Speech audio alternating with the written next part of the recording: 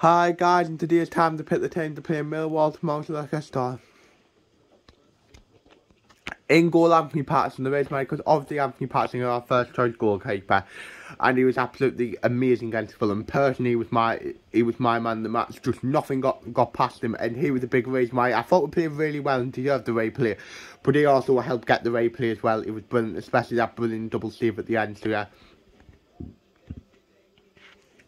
Right back, Trey Hume, the reason why, because since he came into the team, he's been really good, and that's a credit to Trey Hume, because he was obviously out in the cold for so long. There was even talk about him going out on loan in January, but since he's got his chance, he's took it, and that's all you can ask for. And he's making it difficult for when players get back for Tony Mowbray not to pick him. So yeah.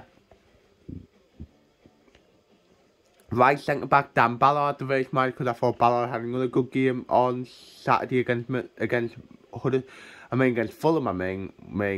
He obviously made that brilliant block on the line where it went back on Patterson, where it looked hard, but and I've got a serious question for you: is there a better centre half than in this league than Dan Ballard? I don't know. If there is. I haven't seen him yet. So yeah.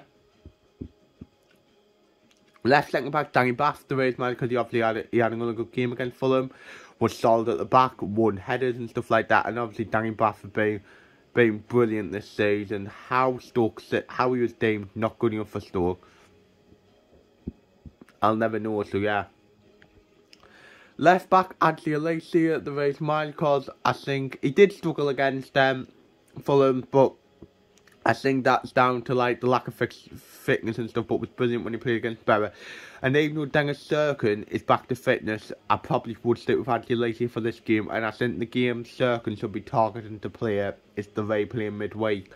So I will stick with Alicia. Like I said, he was brilliant against Middlesbrough in the game before, and yeah, I think he is a good player. He's shown he's a good player, so yeah. And then first second mid Edouard Maitland, the red man, because I've been really impressed with him since he got in the team. I thought he came off the bench when obviously Corey Evans got injured against Borough and had a good game, and yeah, I think he had a good game last week against Fulham as well. And I think now he's really starting to show his talents and what he can do. And at the end of the day, you don't play for PSG for no reason if you haven't got talent, and he's starting to show it. And hopefully we can continue that. We might buy him in the summer, so yeah. Then next to him, Dan Neil, the reason why I call Dan Neil was absolutely brilliant against Fulham. Controls the midfield, everything you want from a midfielder, and Dan Neil's been absolutely brilliant, in the past couple month and a half really. And now obviously with Corey Evans being out for the rest of the season, he had a big role to play before, but he now has a bigger role to play, and like I said, he's been fantastic and stepping up. And obviously, I know the transfer window was closed, but I know there was Premier League interest in Daniel. It didn't get me a public, but there was Premier League interest, and yeah, yes, he's been brilliant. So yeah. Right wing Patrick Roberts, the reason why, because he was absolutely unplayable again against Fulham, and he can show what he can do. As there's a reason why I don't think he is the most talented. I think he's very talented, but I don't think he is the most talented player in the division. But there's a reason why Tony Mowbray called him that, if you get what I mean. He is talented, and he is a really good player.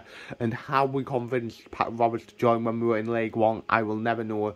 And their left back would have had absolute nightmares thinking of him when he went to bed that night. So yeah. Number 10, I'll go for Amand Diallo, the race. First of all, it's nice to have Alex Pritchard back, and I think with the month he's had with him being injured, I would only have him back on the bench. But Amand Diallo is a must start. He's our best player, our most creative player, and he's been absolutely brilliant this season. I thought he had a good game against Fulham, and he's shown that he still looked at, in my opinion, a step above everybody else, even at a Premier League level, and that can only show good for him in the future. So yeah. Left wing Jack Clark, the reason why it was nice to see him get back on the score sheet against Fulham. What was a nice, well taken goal, and hopefully that will give Jack Clark the confidence to get back on form, get back to beating his man, get back to taking people on. As Jack Clark has proven he's a good player, but he just hasn't been strong the last few weeks. He's young and will get better, and as he gets older, more consistency. But yeah. Then obviously up front it will have to be Joe Gelhardt. Obviously, losing Ross Stewart for the rest of the season is an absolutely killer blow. But Gelhardt, I always retain. I'm really happy we got him from Leeds, and I think it'll be a really good sign for the second half of the season. And he's going to have to step up now with no Stewart as he's the only natural striker at the club. Well, it still baffles me we didn't bring a striker in, but there's a lot of pressure, and it's a lot of pressure and a big asking him from going to 15-20 minutes off the bench at Leeds to having to lead the line by himself. Like every week. We all know the Championship's a brutal league, so hopefully we can do it. But I think teams will still be looking at Gelhardt thinking he's a threat. At the end of the day, most of this division was after him. So yeah, then on the bench, I'll go for Alex Bass, Niall Huggins, Dennis Serkin, PR Ekwa, Jason Bennett, Alex Pritchard and Abdullah Bart. So yeah. So my score prediction, I think it'll be a really tough game this down at the Den. A lot harder than the game we had at the Steamer Light where we obviously won 3-0. I'm going to be positive and see it will be Millwall 1, Sunderland 2, and I'm going to see Amand Diallo will score, and I'm going to see Joe Gelhardt will get off to the best possible start and score his debut. So yeah, so that's the end of the video. Hope you've enjoyed it. Like, subscribe, view, comment, and see ya.